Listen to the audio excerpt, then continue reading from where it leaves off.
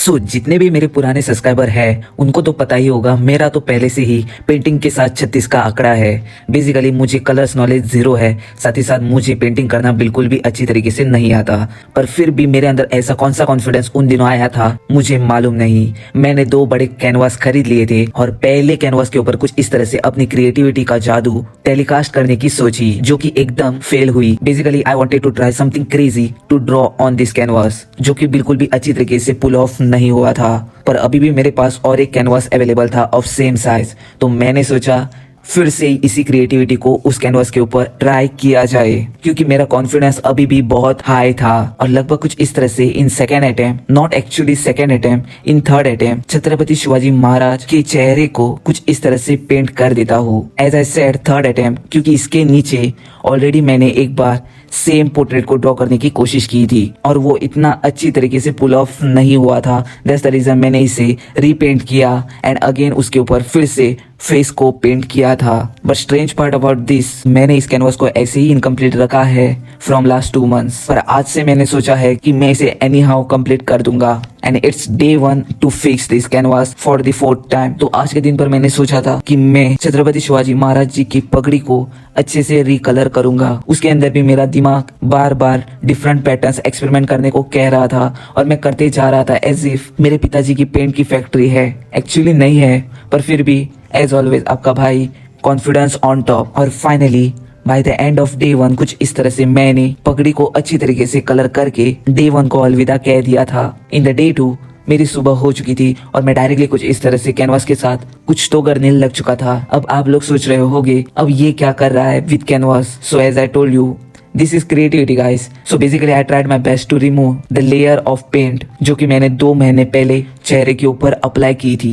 So basically in day 2 मैंने target set किया था कि आज मैं किसी भी तरह से चेहरे को एक अच्छे टेक्सचर के साथ, साथ ही साथ अच्छे लुक्स के साथ पेंट करूंगा। बिकॉज ऑफ दैट ओनली मैंने शुरुआत तो कुछ इस तरह से की थी, पर जैसे जैसे टाइम बीतते गया मेरे दिमाग की दही हो चुकी थी। Because of that only as always मैं बीच बीच में बहुत सी मिस्टेक करते जा रहा था। पर गोल वॉज सिंपल, मुझे किसी भी तरह से चेहरे को बहुत अच्छी तरीके से पेंट करना है और मैंने तो ठान ली थी I will not stop until I make it what I actually want. यानी कि दिमाग में तो मेरे फिक्स था कि मुझे कुछ तो चाहिए, वो पुल ऑफ करने के लिए I was trying my best and finally after lot of efforts आपके भाई ने कुछ इस तरह से चेहरे को पुल ऑफ कर लिया था।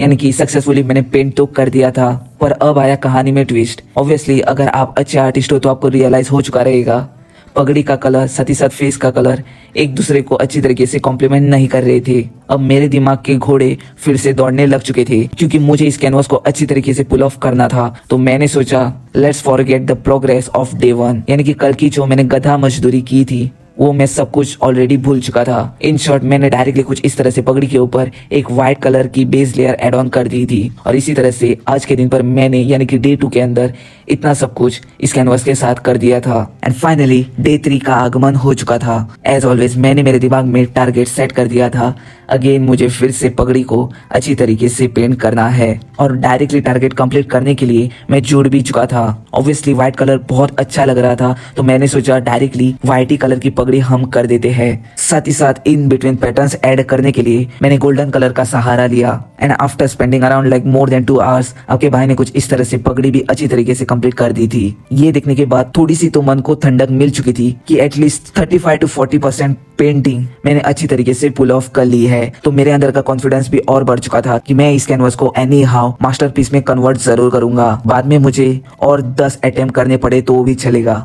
तो इसी कॉन्फिडेंस को जारी रखते हुए मैंने कुछ इस तरह से सेकेंड हाफ ऑफ कैनवास को पेंट करने को शुरुआत कर दी। Obviously I tried my best to paint base layer of भगवान महादेव। अब यहाँ पर फिर से और एक प्रॉब्लम आ चुका था। सो ऑब्वियसली मैंने पहले से ही येलो कलर की बैकग्राउंड लेयर पेंट कर दी थी। बिकॉज ऑफ दैट ओनली जब मैंने फेस की बेस लेयर ऐड की that time 2 different shades of blue visible होने लग चुके थे। इसके बाद डायरेक्टली मेरे दिमाग में नेक्स्ट डे का टारगेट फिक्स हो चुका था कि मुझे कल के दिन पर फेस के ऊपर और 2-3 लेयर्स एड ऑन करनी पड़ेगी of blue colour so that everything will look properly balance. So day 3 के अंदर कुछ इस तरह से मैंने डे 4 का टारगेट सेट करके डे 3 को अलविदा कह दिया था।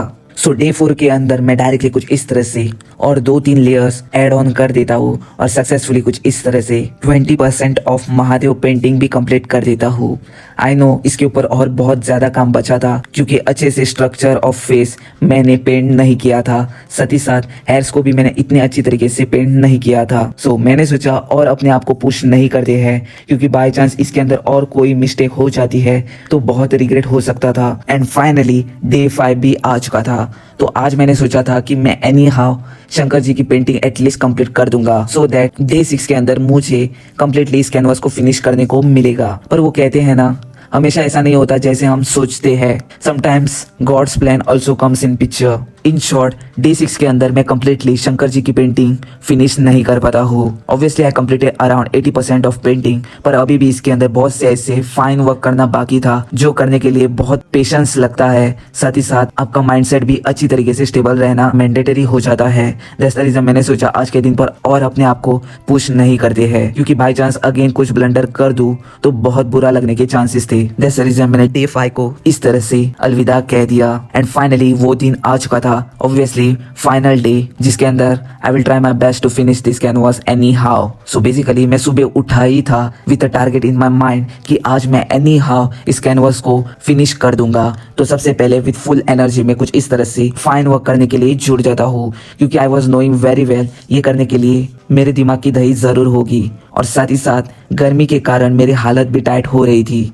पर आज मैंने सोचा था anyhow I will try to finish this work, तो मैं अपने आप को कंटिन्यूअसली पुश ऑन करते जा रहा था। उस टाइम पर मेरी एक्चुअली क्या हालत थी वो अभी आप देख सकते हो। So guys it's a final day. अभी भी ये आँख अच्छे से मुझे करनी है, साथ ही साथ ये ईयर भी अच्छे से पेंट करना है और मेरी हालत तो एकदम टाइट हो चुकी है। यानी कि सुबह से मैं ऐसे ही यहाँ पर बैठा हूँ, कुछ यहाँ पर फैन भी कुछ चालू नहीं है, ऐसे ही बैठकर मैं काम कर रहा हूँ। अब मैं थोड़ा सा थक चुका हूँ। सो ऑब्वियसली लास्ट डे है, हाँ। सो थोड़ा सा रेस्ट लेके मुझे आज ही ये कंप्लीट करना है। आई डोंट नो मेरा फेस आपको विजिबल है या नहीं, पर आज ही मुझे फाइनली कंप्लीट करके इसे शो करना है बेसिकली आप लोगों को भी, क्योंकि बहुत दिन हो चुके हैं ऑलरेडी। मैं पुश ऑन करते ही जा रहा हूँ डे बाय डे, पर नहीं हो रही थी कंप्लीट। पर आज मैंने ठानी है कि I will complete this any how.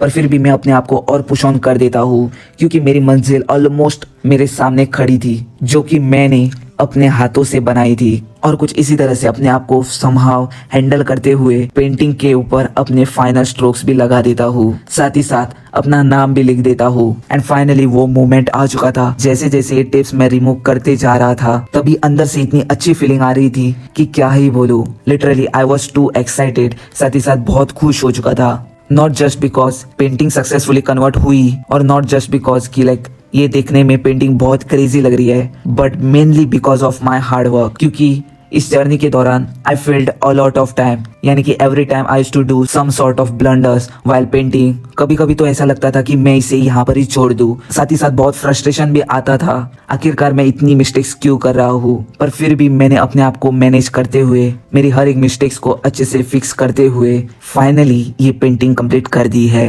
Because of this only मैं बहुत खुश हो चुका था। So I completed my target. पर डे 7 के अंदर मैंने थोड़ा सा बॉर्डर को भी पेंट किया एंड फाइनली जो ख्वाब मैंने 2 से 3 महीने पहले सोचा था वो मैंने हकीकत में कंप्लीट कर दिया। यानी कि इन शॉर्ट जो मैंने क्रिएटिविटी मेरे दिमाग में सोची थी उसे मैंने मेरे अंदाज से कैनवास के ऊपर पेंट किया एंड फाइनली उसे अच्छी तरीके से अपने रूम के अंदर शोकेस भी किया। सो ये मेरी जर्नी सिर्फ 7 या 8 दिनों की नहीं थी। एक्चुअली ये मेरी जर्नी 2 से 3 महीने पहले की थी। May be because of that only I am too much connected with this painting and I am proud of myself that without giving up I managed to finish this work and it turned out to be one of the best painting of my whole life. So ये थी मेरी life की सबसे पहली documentary types video. तो आपको ये कैसे लगा please let me know in the comment section. साथ ही साथ जरूर कमेंट सेक्शन में ये भी लिखना छत्रपति शिवाजी महाराज की जय, हर हर महादेव। सो इसी नोट पर I would like to end this video.